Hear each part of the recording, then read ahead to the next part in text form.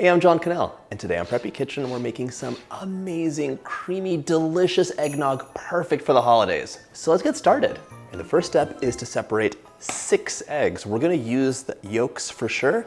We're gonna use the whites, maybe. It depends on what kind of eggnog you like, because there's many different types. In case you haven't had real eggnog, it's basically a pourable custard filled with alcohol and spices. My last yolk is going in, and now we're gonna add 1 cup or 200 grams of granulated sugar. This is the base of our eggnog, and we're gonna use it to create a thick, rich, creamy drink that's like no other. Now you're gonna mix this either with a whisk or an electric mixer until they're like really pale and thickened. We wanna pump some air into these. I would normally use a whisk, but today it's an electric mixer. If you've watched every one of my videos, you will know that the very first VOD I ever put up, my very first long form video, was for eggnog. I had just started out as a little baby YouTuber, not knowing at all what I was doing. Today we're making eggnog. Super creamy, and I'll be spiking it with brandy and rum. It's really bad. It's like a really bad video.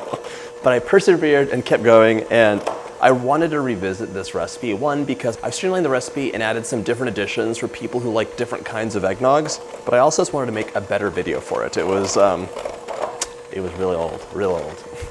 All right, increase speed to high. This is getting to be lighter and fluffier, but I want to see some trails being left when my mover beats through, when my beaters move through, when my beaters move through, when my beaters move through. Yeah, that old video sure was bad, not like this one. So here, come take a look. You can see visible trails being left through by the beater, and it's a beautiful light pale yellow color. Set these beautiful eggs aside, along with the whites, and you're gonna grab a medium pan. This is where the magic's gonna happen. In this pot, I'm combining 1 cup of heavy cream for richness, and up to 2 cups of milk. So you have a choice here. You can use 2 cups, or if you want a really thicker, like almost spoonable eggnog, go down to 1 cup. I'm gonna add most of my milk in, and you don't have to make this decision. You can add in half the milk now, and then when the eggnog is done, add the rest of the milk to thin it out as desired, just like if you're making a glaze for donuts.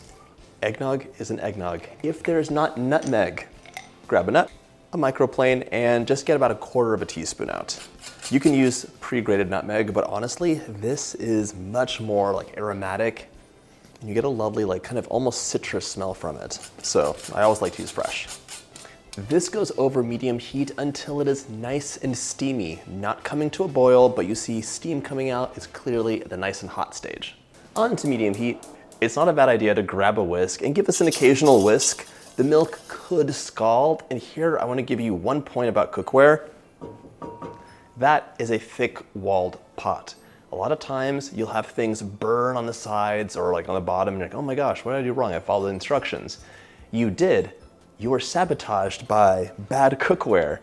If your pot is really thin on the sides, it's gonna get super hot, and it can really scorch your milk, your food, whatever you're making. So try and find a thick-walled pot. It makes a world of difference. All right. That being said, this is just coming to a steam. I want you to take a look because it's not boiling, but you can just see tendrils of steam coming up, which means it's ready to go. Okay, the steam's hard to photograph, but it's there. Grab half a cup of your hot mixture, a whisk, and we're going to whisk vigorously while we drizzle this in. This is tempering the mixture. We're warming our egg yolks up so they're ready to go into their scalding bath of milk. If we didn't do this, the egg yolks could curdle, and you wouldn't have a silky, amazing custard-like texture. You would have scrambled eggs. So you can see just that half cup really loosened things up nicely. You're gonna return this delicious mixture to the warm, milky cream situation. Whisk, whisk, whisk. I'm gonna use a spatula to get every drop of this egg yolk mixture out. I always love learning about the history of food and drink, and one thing I saw is this is probably descended from English posset, which was a drink made with milk that was curdled with wine or ale and flavored with spices. There's also a lot of like milk punches and clarified milk punches. Dairy and alcohol go really well together. That's all I'm gonna say. This goes back over heat now, and you wanna whisk, whisk, whisk, because it could definitely burn at this point, which would be horrible. You want a beautiful mixture that is not curdled.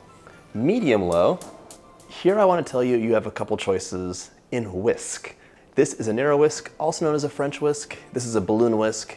It has its uses, but whenever I'm stirring something that can burn or scald like a milk mixture, I love using a narrow whisk because you can really get the corner of your pot. If you want to get 2 whisks, don't just get 2 balloon whisks, try and find a narrow one too. It really comes in handy. This cooks over medium-low heat while I whisk constantly until it thickens up. Right now it looks really frothy and very thin. It's gonna thicken up and we're gonna get it to 160 Fahrenheit, so any pathogens that were in the egg were likely killed, in case you had any worries about that. It's done not when the thermometer reads 160, it's done when it's thickened, because this isn't just about food safety. Yes, we want it to be safe, but I also want the right consistency. So remember, I described this as like a pourable custard. It is kind of like a creme anglaise, but a little bit thinner and a lot more boozier if you're adding the optional alcohol. Just a little bit of stirring later, you can see this is totally thickening up now and we're getting really close. This looks totally different now. Look at that coverage on that spoon. Look at that finger, that is amazing. Ready to go, let's grab a sieve. Tip this out through the sieve. Ooh, creamy amazingness. There's definitely some curdled bits and bobs at the bottom here. It's kind of inevitable, so really straining is your best friend.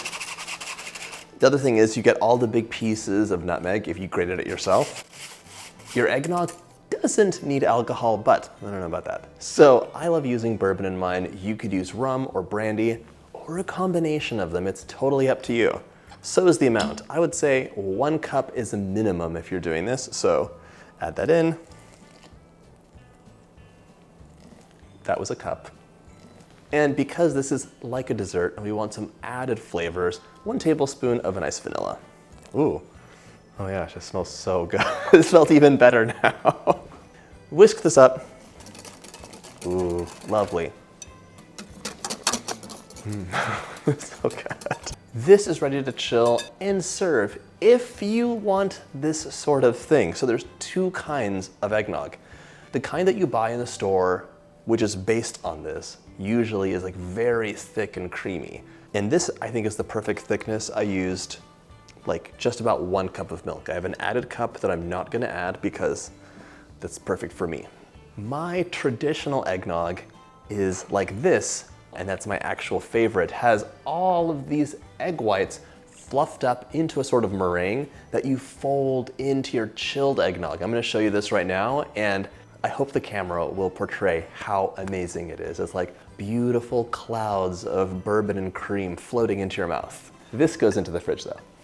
6 egg whites, in you go. We're gonna mix this up on high until they are frothy and fluffy and having nice soft peaks. If you like the idea of having it be fluffy and extra thick, instead of having egg whites mixed up like I am, you could whip extra cream up and fold the whipped cream in, and that's gonna be amazing and delicious too. And if you want, you could do both, egg whites and whipped cream together. I feel like if you did that though, you might need a little bit more bourbon just to balance things out. It really only takes like 2 minutes. Look at that, beautiful peaks. You don't wanna take your egg whites too far, see how it's flopping over? That's a nice soft peak. Add your egg whites in and just gently fold them, preserving as many of those little bubbles as possible.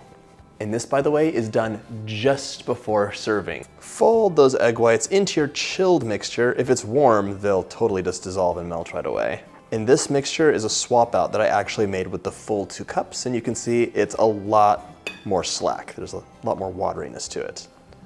So I actually prefer it with 1 cup, or say like 1 to 2 cups. You want to chill this for at least 3 hours before serving. I like to make this a day or 2 ahead of time so there's less stress when I'm having people over. Once chilled, ladle into your glasses, garnish with a sprinkle of cinnamon or nutmeg, and you're ready to enjoy. Cheers.